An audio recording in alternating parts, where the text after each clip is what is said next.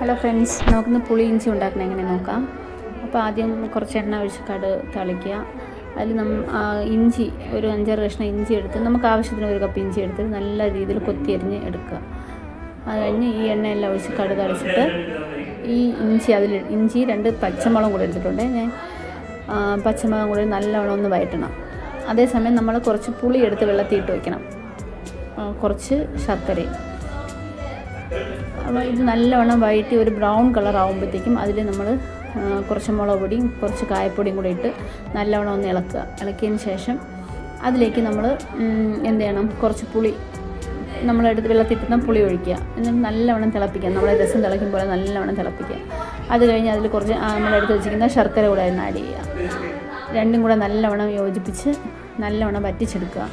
കുറച്ച് സമയം കഴിയുമ്പം തണുക്കുമ്പോൾ നല്ല രീതിയിലുള്ളൊരു കറിയാവും.